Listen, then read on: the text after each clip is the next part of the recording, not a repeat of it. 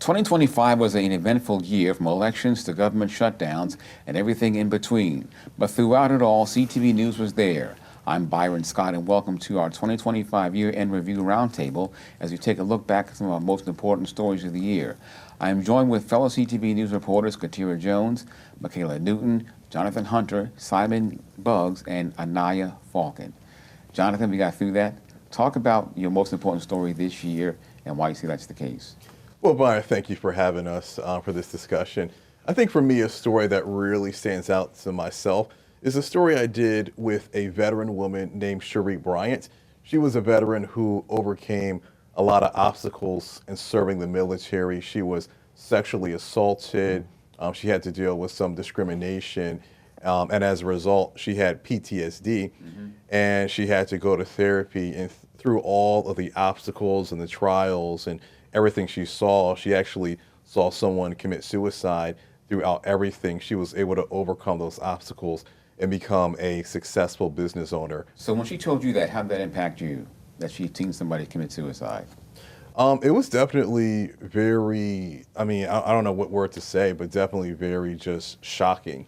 And even when I put the story together and just having that soundbite, and the producers were in the control room and they didn't see the story prior. So when she mentioned that, and she was also whispering when she mentioned that on camera, I think it was just very shocking. I mean, that's not something that anyone should see, right. But imagine just seeing that and the shock of it all. It was just like, wow, very, very captivating.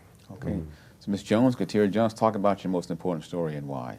I think for me, it was following what was happening with Dakara Thompson. She was a young Prince George's County woman who went missing. Her families really put her name out there, unlike a lot of other young Black missing girls, unfortunately. Her parents really pushed to try to get her name out there to try to find their daughter.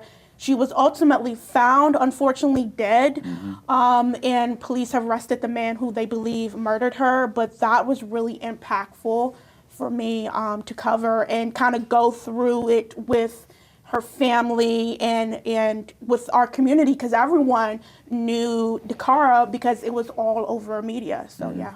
Okay. Michaela Newton, most important story, talk about it a little bit. Yeah, so I covered the Mandala School.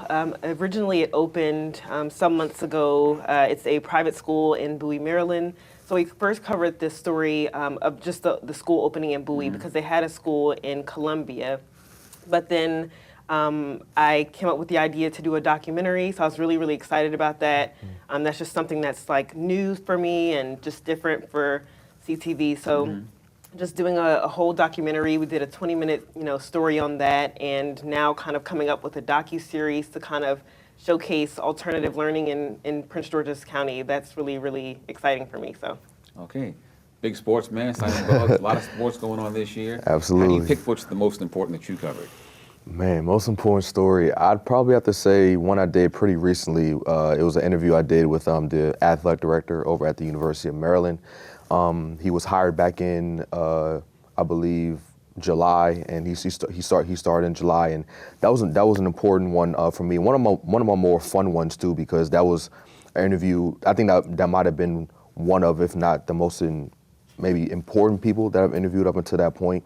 I talked to him about how he got the job and what his vision was for Terp Sports. So just to kind of get that insight of what his goals were, what his goals are rather during what his time as athletic director will be. That was really exciting, and that was definitely one of the more important stories I did this year for sure. How was it this year for you covering the Commanders? I know you're a big fan. Yeah, man, it was definitely had a down year. A lot of injuries. Yeah, it's definitely been tough, but I gotta have faith that JD5 is gonna come back bigger and hopefully bigger, because yeah, he's definitely not the biggest guy in the world, which I do think contributed to some of his injuries. But yeah, if we can draft well, if guys can stay healthy, I think we can be right back on top of the NFC. So we'll see what happens in 2026. Okay, Anaya Falcon, biggest story of the year, the most important. Yes, for me, I would say the data center series that I did. It was just very enlightening for me. I was really happy to be on the front lines, really there to share the raw community voices and the real impacts that the data centers would bring to Prince George's County, being there for the unplanned protests, being there for the planned protests, being able to be the one that those protest leaders were reaching out to, giving insight that they might not have given to others, researching different bills and pulling things out from past years, and then holding county council members accountable for what they may have done previously. That, I think, was the most impactful for me. Let's talk a bit about the approach to putting a story together. I always approach a story with wanting a lot of nat sound, if you will, in my story, let the sound bites breathe and that sort of thing. So I approach writing a story as if putting together a piece of music with a certain rhythm. What is your approach, Jonathan, when you go to a scene? How do you put it together?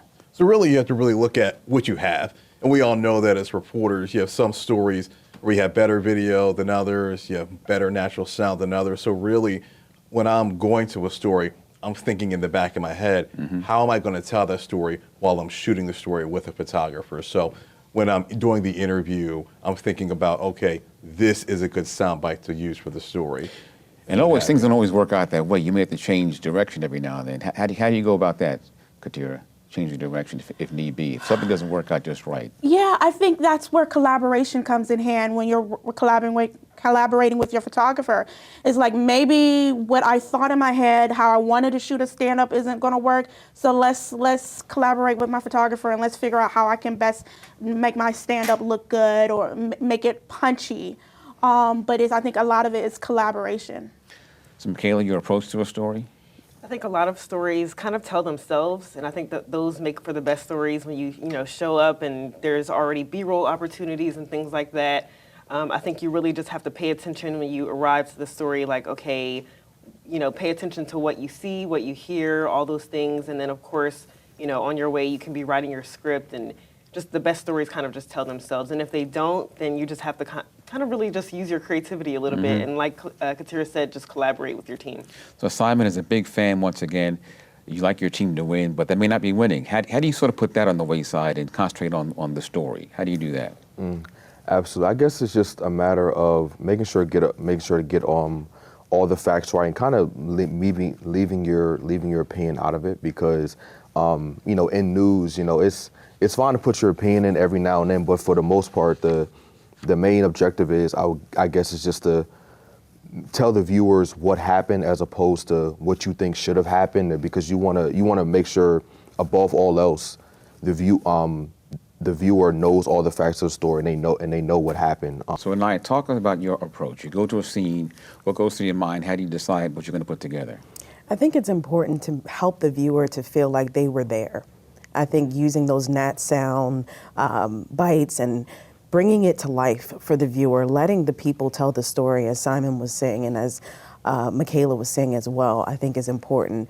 Not worrying about putting in your track and what your opinion is, but really letting the people tell the story and the sound and the visuals. Let's talk about what we expect for next year. What do you think the big stories are going to be? A lot of things going on we haven't talked about. National news. What do you think the big stories will be locally and nationally next year? I think obviously one of the big stories is, are we going to have another government shutdown? And as we know, this government shutdown was the longest in U.S. history, 43 days, and they did pass an extension. But in January, the reality of the situation is we could have another government shutdown. And I know in October, I was there in D.C. on Capitol Hill, and I covered it pretty extensively. So I think that's going to be a big one. And then also the healthcare subsidies, they are set to expire at the end of the year. So what's going to happen? What are lawmakers going to do? So I think those kind of go hand in hand. You have that. You have the Supreme Court agreeing to look at the birthright citizenship, or 14th Amendment. So talk here about what you think the big stories will be next year. Not necessarily nationally, but just what you think big stories in general. Yeah, I think, all eyes are really going to be on County Executive Aisha Braveboy. She is filling the remainder of the former County Executive Angela Alsobrooks' term. So, Ms. Braveboy has filled her cabinet, so now it's really going to be all eyes on her. How is she doing in the job? Because she might just run to hold her seat. I'm not going to put words in her mouth, but so I think all eyes are going to be on her and how she's doing and holding her, just like every other politician in our county government, accountable. So, Michaela, talk about next year, what you expect to happen. News, you never know what's going to happen, but something's on the horizon you can tell. What do you think is going to be the big stories next year? I think the big story here locally for us in Prince George's County is definitely the budget again. I think we'll see a lot of changes with that. And especially with a lot of changes happening with leadership in the county, I think we'll see a lot of big stories with that. Calvin Hawkins just, Right. stepped down, and we've gotten new leadership within the county. But I think we'll see a lot of budget deficits again. So I think that'll be another big story. Big sports news next year. What do you see? For sure, especially on the high school side of things. First off, the Largo High School boys basketball team, they won the state title game last year. It's going to be interesting to see, what they do this year. A couple players did leave. It's going to be interesting to see whether or not some of those see if those young players can step up and help the team make another title run. And also the Eleanor Roosevelt softball team as well. 2 years ago, they made it to the state title game, did lose, but last year they come up short altogether of the state championship game. So that's definitely going to be when softball season does come around, it's definitely going to be a team I'm going to keep my eye out for, and viewers should keep their eye out for as well, to see if they can not only make a state title run, but maybe even win the big game as well. I have to talk about the Commanders once again. Oh, man, you what, have what, to. what do you see happening? Oh, There's a man. lot going on. They're not going to go very far this year, obviously. Yeah. Season's pretty much over. But what do you see next year? Next year, it's pretty soon. The draft is coming up. It comes up in April. My choice, I do think that we definitely need defense. So hopefully, whoever we do pick and with our first round pick, it is a defensive player. And like I said, just the main thing is just health, man. Like this season, we have just been ravaged with injuries, man. Like I said, most importantly, Jaden Daniels, if he can stay upright, and we can also add more weapons on the offensive side of the ball too. I definitely think we can, like I said, get back to that, get back to the top of the, get back to being a top dog in the NFC. So it's going to be interesting to see, man. Fingers crossed. Hopefully We'll see, Simon. we can bounce back. And now talk about what you think's big stories next year. Yeah, I think in Prince George's County and across the nation, data centers is going to be a hot topic. I think county leaders are going to be discussing and deciding on what the future will be for data centers, and community members are going to be responding. Talk about the tension, though, because you have those who say we need them for the financial aspect, and those who don't want it because of the health aspect. Yes. Talk about that a little bit. Yes, there's definitely a lot of tension. People afraid that they would be placed in residential communities, and then others that are just worried for their kids, worried for the air quality, worried about the noise pollution and just how it will affect their property value. And then county leaders looking for a way to bring money to the county, and seeing that other counties are taking advantage of these opportunities and trying to find that middle ground when other people are saying there's no middle ground. Could Prince George's lose out on this? Potentially, but based on the reports, it looks like county council members are going to make the decision that they feel is best based off of the research. Okay, gang, thank you very much for your insight. Appreciate it. And your hard work this year. Congrats. Thank you. All right. Thank you. And thank you for joining us for our 2025 CTV News Roundtable. We want to wish everyone a very happy holiday as we look forward to seeing you again in 2026. And Byron, before we go, we here at CTV just want to thank you just for your contribution to our CTV and particularly to our news department. You have been so valuable to our news department. I know everyone here truly appreciates what you have given us, the lessons and all that. So we thank you. Is that why you sat there? Well, we're besties. That's why I'm sat here. I definitely want to echo what Katira says. You are the standard of excellence. You definitely come in and have that steady voice, someone who I can always talk to figure out what it was like back in the day, definitely picking your brain on definitely different stories, Obviously we come from a different generation, but, definitely learning your perspective on things, and it kind of helps us with our perspective on things as well. Okay. And I want to thank you as well, because I've came to you, time and time again to look at my reels or to, Right. Help me with references or whatever I may need, and you're just always there. So I really appreciate you. Okay. Absolutely, Byron. You're somebody that I've definitely admired from afar. Someone that I've definitely kind of looked up to is in terms of like how to be a nice sound reporter, especially in terms of putting packages together. Somebody that I truly did study, in order to put together a quality package, one that really tells the whole story. So I definitely appreciate all the work you've done for CTV Sports and for CTV News and and the work that you've helped instill in me as well. Appreciate you. Welcome. Yes, Byron, thank you so much. Honestly, you're legendary, and just being able to be in the same newsroom with you has been a real treat.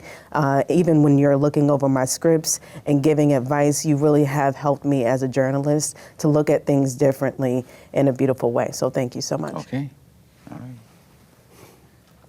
Is that it? Yes. This was a setup, wasn't it?